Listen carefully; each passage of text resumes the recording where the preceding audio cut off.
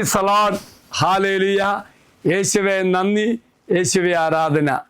പ്രിയമുള്ള സഹോദരി സഹോദരന്മാരെ, ഇന്നലെ അച്ഛൻ നിങ്ങളുമായി പങ്കുവച്ച വചനഭാഗം ഏത് സമൃദ്ധിയിലും ഏത് സമ്പത്തിലും ദൈവത്തോട് ചേർന്ന് നിന്നുകൊണ്ട് ദൈവത്തെ വിസ്മരിക്കാതെ ജീവിച്ച എസ്തേറാഞ്ഞ് ധ്യാനിച്ചു.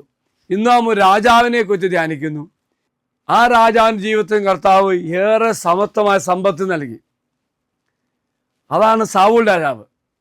ഈ സാവൂൾ രാജാവ് ദൈവത്തോട് ചേർന്ന് ജീവിച്ച വ്യക്തിയാണ്.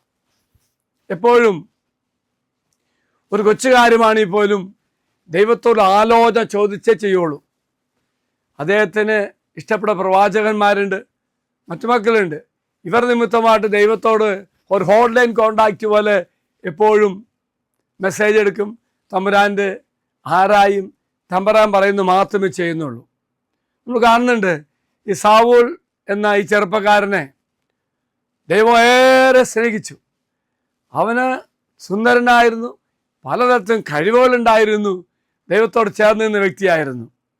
എന്നാൽ അവൻ രാജാവായപ്പോൾ മുതൽ അവൻ്റെ ജീവിതത്തിൽ വലിയ മാറ്റം വരുന്നു. രാജാവാവുന്ന സമയത്തും ദൈവം സമത്വമായി അവൻ അനുഗ്രഹിച്ചു, എല്ലാ തരത്തിലും അനുഗ്രഹിച്ചു. പിന്നീട് എന്ത് സംഭവിച്ചു എന്നറിയാമോ? അവൻ ദൈവത്തെ മറന്നു. കർത്താവ് വ്യക്തമായി പറയുന്നുണ്ട്, ചട്ടങ്ങളും കൽപ്പനയും ലംഘിച്ച് ദൈവത്തെ മറക്കരുത്. സാവൂൾ രാജാവ് ലംഘിച്ചു, പിന്നെ നേരമില്ല. അതാണ് കുഴപ്പം. പ്രിയമുള്ളവരെ, സമൃദ്ധി ഉണ്ടായപ്പോൾ, സമ്പത്തുണ്ടായപ്പോൾ എല്ലാം തന്ന ദൈവത്തെ മറന്നു, വിസ്മരിക്കുന്നു. അവന് പിന്നെ ചിന്തിക്കാനോ ദൈവത്തോട് ആലോചിക്കാനോ ഒന്നും സമയമില്ല. വലിയ അബദ്ധത്തിലേക്ക് വീഴുന്നുണ്ട്. അപ്പോൾ ദൈവത്തിന് സ്ഥാനമില്ല, കൽപ്പനക്ക് സ്ഥാനമില്ല, തിന്മയിലേക്ക് പടിപടിയായി വീഴുകയാണ്. പല കൽപ്പന ലംഘിച്ചു, അതൊന്നും അവൻ തിരിച്ചറിയാൻ സാധിച്ചില്ല. അവസാനം എന്ത് സംഭവിക്കുന്നുണ്ട്? സ്വാർത്ഥയിൽ മാത്രം ജീവിക്കുന്നു, അഹങ്കാരം വരുന്നു, മറ്റു മക്കളെ ശത്രുക്കളായി കരുതുന്നു. തിന്മ പ്രവേശിക്കുവാൻ സാവൂൾ രാജാവ് അവസരം കൊടുത്തു. അവൻ തിന്മാനെ കീഴടക്കി. അവിടെ വചനം വായിക്കുന്നുണ്ട്, ഒരു ദുരാത്മാവ് സാവൂളിലേക്ക് പ്രവേശിച്ചു. ആ ദുരാത്മാവ് സാവൂളിനെ നശിപ്പിച്ചു. പലതരത്തിൽ തിന്മയ്ക്ക് അവൻ അടിമപ്പെട്ടുപോയി, ദൈവത്തെ മറന്നു. ഫലമോ ദുരന്തം ജീവിതത്തിൽ സംഭവിക്കുന്നു. എങ്കിൽ പ്രിയമുള്ള സഹോദര സഹോദരി, സമ്പത്തും സമൃദ്ധിയും സ്ഥാനമാനങ്ങളും കിട്ടുമ്പോൾ അതിൽ മതിമറന്ന് അഹങ്കരിക്കരുത്. മറിച്ച് എന്ന് വേണമെങ്കിൽ കർത്താവ് എടുത്തു മാറ്റും.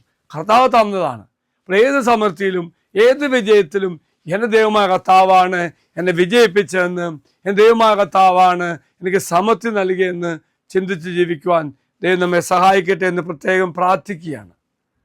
ഒന്നിലും സന്തോഷം കണ്ടെത്തേണ്ടെന്നല്ല അച്ഛൻ പറയുന്നത്, മറിച്ച് ദൈവത്തെ എല്ലാം കണ്ടെത്തി ദൈവത്തെ സ്നേഹിച്ചുകൊണ്ട് ദൈവത്തെ മഹത്വപ്പെടുത്തി ദൈവരാജ്യത്തിന് പ്രവർത്തിക്കുവാൻ നമുക്ക് സാധിക്കട്ടെ എന്ന് പ്രത്യേകം പ്രാർത്ഥിക്കുന്നു. അച്ഛനീശ്വര ആശ്വാസം തരാം.